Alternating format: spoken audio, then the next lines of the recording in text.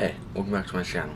If you're new here, I'm Ryan, and today I'm going to be going into almost a kind of infection that some of us have, and this is being around people we shouldn't be. Now, I've talked about this a bit before, and I've also read about this quite a bit. It's also Law 10 of the 48 Laws of Power, and I thought it was interesting, and I thought that I would go into more depth about it. So, without further ado, let's get into it. So 48 Laws of Power, it is Law 10, Infection, avoid the unlucky and unhappy. You can die from someone else's misery, and emotional states are as infectious as diseases. You may feel as though you're helping the drowning man, but you're only precipitating your own disaster. The unfortunate may draw misfortune on themselves, but they will also draw it on you. Associate with the happy and fortunate instead. The unfortunate among us who have been brought down by circumstances beyond their control deserve all the help and sympathy we can give them. By the way, I've made a free Notion template for you. It's got all 7 days of the week so you can organize your messy schedule. I'll leave it linked below and it's in my bio. Make sure you go check it out. But there are others not born into misfortune or unhappiness, but who draw it upon themselves by their destructive actions and their unsettling effect on others. It would be a great thing if we could raise them up and change the patterns, but more often than not, when we try to do that, it is their patterns that are getting inside of us and changing us instead. And the reasons is simple. Humans are susceptible to the moods, emotions, and even the thinking ways of whom you surround yourself with. In the game of power, who you associate yourself with is critical, and the risk of associating with infectors is that you will waste valuable time and energy trying to free yourself. Through a kind of guilt by association, you will suffer in the eyes of others. Never underestimate the power and dangers of infection. There's only one solution to infection: quarantine.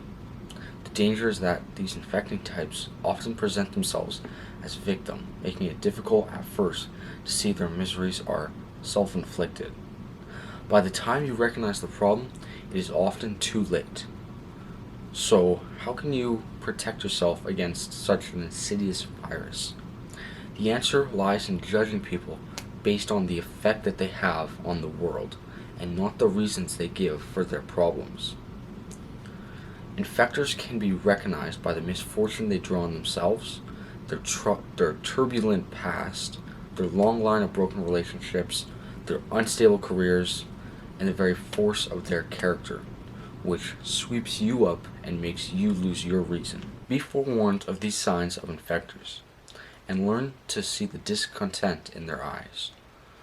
But most important of all, do not take pity. Do not enmesh yourself in trying to help. Flee the infector's presence or suffer the consequences. The other side of the infection is equally valid and perhaps more readily understood. Now, of course, that's the bad side of it, but now let's talk about the good side of this infection.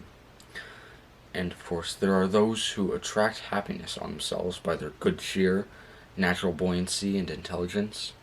They have a source of pleasure, and you must associate yourself with them to share the prosperity that they draw on themselves. This applies to more than good cheer and success. All positive qualities can infect us.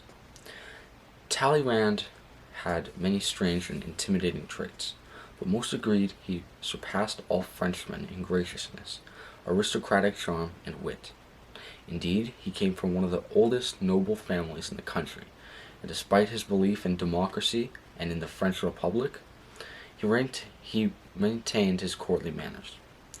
His contemporary, Napoleon, was in many ways the opposite: a peasant from Corsica, taciturn, ungracious, and even violent. There was no one Napoleon admired more than Talleyrand, and he tried his best to keep Talleyrand around him, hoping to soak up the culture he lacked. There is no doubt Napoleon changed as his rule continued. Many of his rough edges were smoothed by constant association with Talleyrand. Use this positive emotional osmosis to your advantage. If you are miserly by nature, associate yourself with the generous, and they will infect you, opening everything that is tight and restricted in you. If you are gloomy, gravitate to the cheerful.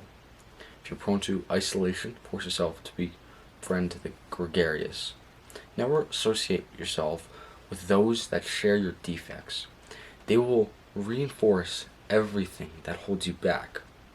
Only create associations with positive affinities. Make this a rule of life, and you will benefit more than any therapy in the world. Imagine a virus. Unseen, it will enter your pores without warning, and it spreads silently and slowly, and before you are aware of the infection, it is already deep inside you and way too late.